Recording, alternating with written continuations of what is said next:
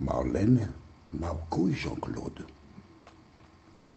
sommes heureux de te présenter le juste avec le méchant.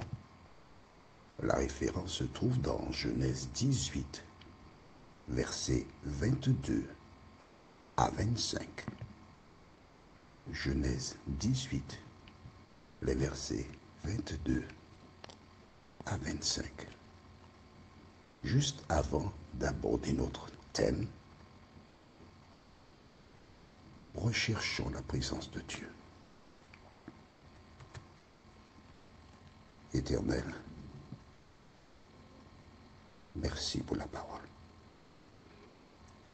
Cette parole qui a été écrite pour notre instruction, à nous qui sommes parvenus à la fin des temps, tandis que nous allons l'ouvrir à nouveau, que le Saint-Esprit nous accompagne dans toute la vérité et que nous puissions nous laisser transformer à ton image, nous t'en prions, au nom de Jésus et pour ta gloire éternelle. Amen. Rappelle-toi, nous avons vu que Dieu s'est rendu vers Abraham pour l'informer d'une situation qui était contraire à sa volonté. Et il appelle cela le péché. Et alors, à ce titre, nous avons lu dans le livre d'Amos, chapitre 3, verset 7. Amos, chapitre 3, verset 7. Je mentionne la référence que nous avons vue précédemment, afin que celles et ceux qui découvrent seulement maintenant soient en mesure de noter la référence et méditer là-dessus. Et que dit la Bible dans Amos 3, verset 7? Car le Seigneur, l'Éternel, ne fait rien sans avoir révélé son secret à ses serviteurs, les prophètes. Dieu ne fait rien sans avoir révélé ses secrets à ses serviteurs, les prophètes. Cela nous indique donc que Abraham a reçu un secret de Dieu. Et deuxièmement, qu'il était un serviteur de l'Éternel. Quand je lis ce chapitre d'Amos, chapitre 3, je ne peux m'empêcher de penser à mon ombre, à mon double, Roberto. Depuis plus de 20 ans, nous sommes sur le terrain, c'est-à-dire nous visitons les personnes âgées, les personnes handicapées, nous leur venons en aide, nous faisons des achats pour eux, etc. Et l'un des versets qu'il cite souvent, c'est Amos 3, verset 3. Deux hommes marchent-ils ensemble sans être convenus? Dieu marchait avec Abraham. Et c'est pour cela qu'il a donné l'information à Abraham.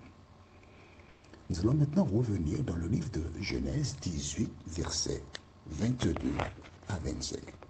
Les références pour aujourd'hui. Genèse 18, versets 22 à 25. J'attends que tout le monde ait trouvé, parce que nous marchons de même pas. Deux hommes peuvent-ils marcher ensemble s'ils ne se sont pas convenus? Tu as trouvé? Alors, toujours pour les nouvelles personnes, pour qu'elles comprennent. Un jour, Dieu s'est adressé, a été chez Abraham.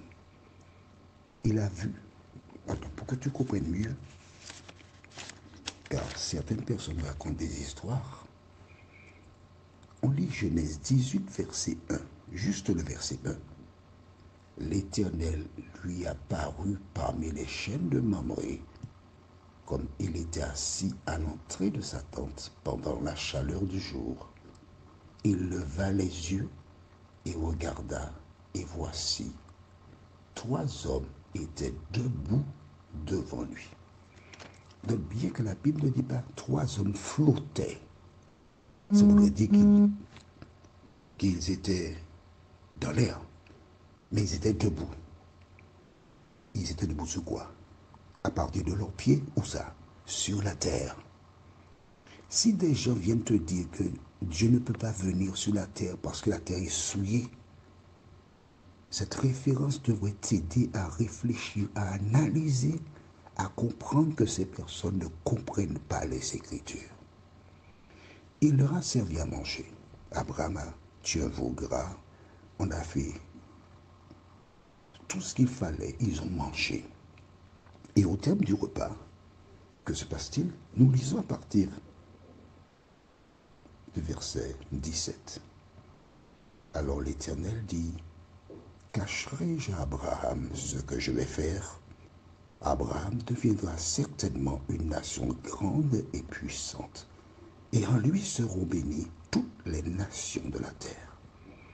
Car je l'ai choisi, afin qu'il ordonne à ses fils et à sa maison après lui de garder la voie de l'Éternel en pratiquant la droiture et la justice, et qu'ainsi l'Éternel accomplisse en faveur d'Abraham les promesses qu'il lui a faites. Et l'Éternel dit, le cri contre Sodome et Gomorrhe s'est accru, et leur péché est énorme. C'est pourquoi je vais descendre, et je verrai s'ils ont agi entièrement selon le oui venu jusqu'à moi, et si cela n'est pas, je le saurai. Et la référence que nous étudions aujourd'hui, c'est versets 22 à 25, les références. Les hommes s'éloignèrent et allèrent vers Sodome. Mais Abraham se tint encore en présence de l'Éternel. Abraham s'approcha et dit, feras-tu aussi périr le juste avec le méchant? Peut-être y a-t-il 50 justes au milieu de la ville. Les feras-tu périr aussi, et ne pardonneras-tu pas à la ville à cause des 50 justes qui sont au milieu d'elle? Faire mourir le juste avec le méchant, en sorte qu'il en soit du juste comme du méchant, loin de toi. Cette manière d'agir, loin de toi. Celui qui juge toute la terre, n'exercera-t-il pas la justice? Magnifique, magnifique, ces versets. Ces versets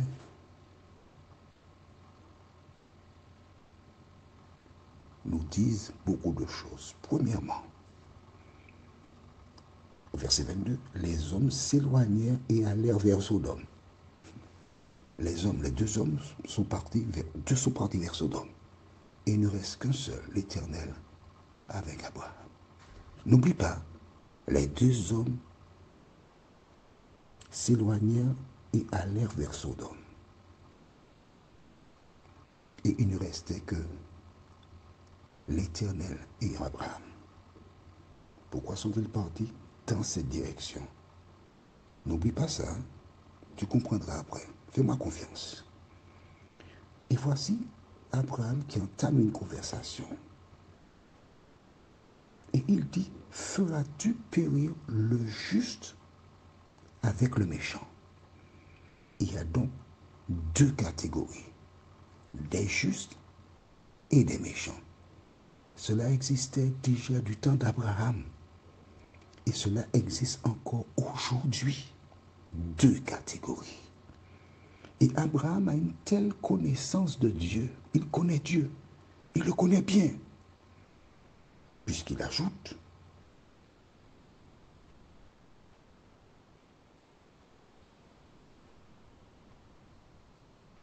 peut-être y a-t-il 50 justes au milieu de la ville?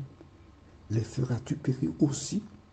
Et ne pardonneras-tu pas à la ville à cause des 50 justes qui sont au milieu d'elle?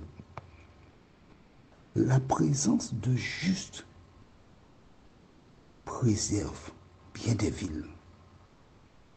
À travers cette déclaration, si dans ton foyer, tu as une seule personne qui prie Dieu, une seule personne qui tourne ses regards vers Dieu, l'Éternel protège ton foyer. Tu ne savais pas ça? Aujourd'hui, tu le sais. Une seule personne. À cause de cette personne, Dieu protège ton foyer. Mais attention, cette personne, elle sera sauvée. Mais toi, tu seras perdu. Et bien sûr, elle protège momentanément le foyer. Mais au retour de Jésus, cette personne héritera la vie éternelle, mais toi, tu seras perdu. Pourquoi prendre ce risque? Qu'est-ce que ce monde t'apporte? Et Abraham de continuer et déclara à Dieu avec véhémence tout de même, parce qu'il dit, loin de toi cette manière d'agir, loin de toi, il le dit 2 fois.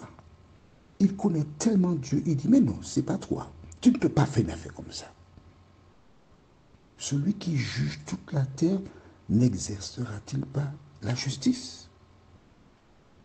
Et l'Éternel dit, si je trouve dans Sodome 50 justes au milieu de la ville, je pardonnerai à toute la ville à cause d'eux. Il répond à la requête d'Abraham. Mais n'oublie pas, les 2 hommes sont déjà partis en direction de Sodome. Il ne faut pas oublier ça. Tandis que nous avançons dans la lecture, avançons en gardant à l'esprit que les 2 hommes sont déjà partis. N'oublie pas que Dieu est omniscient. Dieu connaît tout. Dieu sait tout. Et quand Abraham pose cette question à Dieu, Dieu sait qu'il posera cette question. Dieu sait jusqu'où ira Abraham. Dieu sait toutes choses. Il sait si tu l'aimes ou si tu ne l'aimes pas. Mais ce qu'il te demande de faire, c'est de l'aimer. Prions.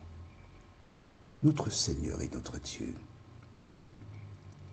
Abraham nous donne de précieux renseignements.